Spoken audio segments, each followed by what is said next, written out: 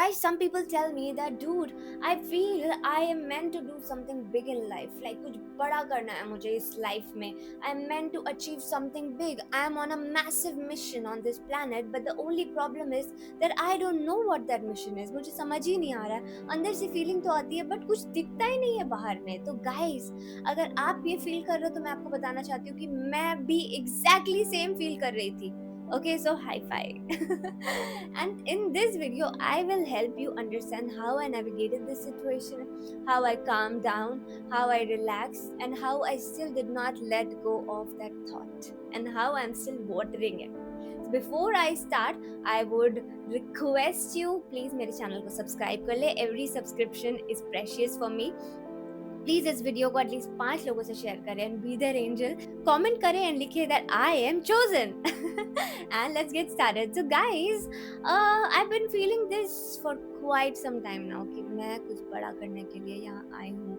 ऐसा इसलिए भी क्योंकि मेरी लाइफ के ऐसे एक्सपीरियंसेस रहे हैं जो जब मैं पॉडकास्ट सुनती हूँ या कुछ वीडियोस देखती हूँ स्पिरिचुअलिटी के या कुछ बुक्स पढ़ती हूँ स्पिरिचुअल, तो लगता है कि यार ये तो सब वही हो रहा है जो महान लोगों के साथ हुआ था. ये मेरे साथ भी हो रहा है. लोगों का लाइफ से चले जाना, कोई भी ऑर्डिनरी रिलेशनशिप का सरवाइव नहीं करना, कोई भी ऑर्डिनरी करियर का मेरी लाइफ में सरवाइव ना करना, चैलेंजेस फेस करना, आइसोलेट हो जाना, स्पिरिचुअल अवेकनिंग होना, अलग अलग चीज़ें लाइफ में एक्सपीरियंस कर पाना, इवॉल्व कर जाना, बहुत सारी चीज़ें, too many synchronicities. And I started feeling that dude, everything is happening with me exactly जैसा महान लोगों की लाइफ में हुआ है.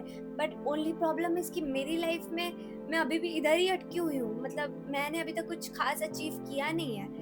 Then I was like, dude, ये हो क्या रहा है? क्या आई एम कर्स्ड? या तो मैं बहुत ही अभागी हूँ, बहुत ही खराब मैंने कुछ किया अपने प्रीवियस ऑल जन्मों में, जिसके चलते मैं कर्स्ड हो गई हूँ, मैं अटक गई हूँ. अदरवाइज मैं कुछ तो कर पाती, कहीं तो मैं शाइन कर पाती. और अगर suppose I am meant to go through a lot and then shine, then still I have no idea, because हमको पता नहीं है ना फ्यूचर में हमारे साथ क्या होने वाला है. सो आई रियलाइज कि यार, यू नीड टू रिलैक्स. ठीक है, पहली बात तो किसी भी नेगेटिव सिचुएशन को पॉजिटिव ही लेना है कि जो भी हो रहा है अच्छा हो रहा है. If you are chosen, that is why you are going through it. और अगर आपके अंदर धर्म है, आप अच्छे कर्मास कर रहे हो, आप प्योर सोलो, देन आपके साथ अच्छा होगा ही. एंड यस, अगर आपको अंदर से आवाज आ रही है that you are meant for something big, then it is the truth. Yes. And ये फीलिंग सबको नहीं आती है, by the way. Okay, so आपको आ रही है तो पहले प्लीज उसको बहुत संजो के अपने पास रखे, आराम से रखे. But I want to tell you कि ये बड़ा करना है, बड़ा करना है, क्या बड़ा करना है और बड़ा क्या होता है. और हर एक बड़े की शुरुआत तो छोटे से ही होती है ना. आपको अगर एक बड़ा सा महल बनाना है, तो या आपको एक हाई ह्यूज अमाउंट का एसआईपी करना है या जमा करने हैं कुछ पैसे, तो उसकी शुरुआत तो फर्स्ट ब्रेक और फर्स्ट रुपए से ही होगी ना. आप पहले दिन थोड़ी करोड़ों जमा कर लोगे, या पहले दिन थोड़ी आप बिल्कुल अपना मकान खड़ा कर लोगे.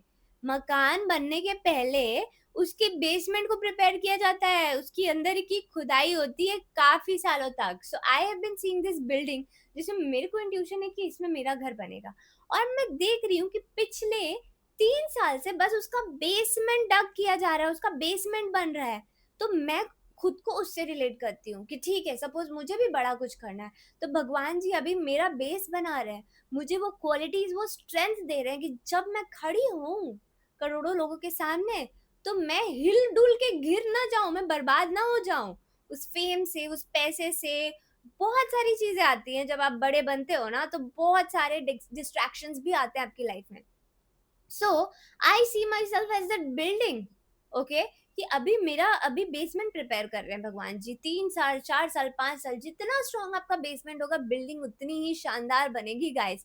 सो I want to tell you कि आप बिलीव करें कि आप बड़ा करने के लिए पैदा हुए हो. You are born for something great, but allow yourself to build day by day, brick by brick, one breath at a time. Okay, be patient with that. I know कुछ नहीं दिख रहा है अभी आउटर साइड में.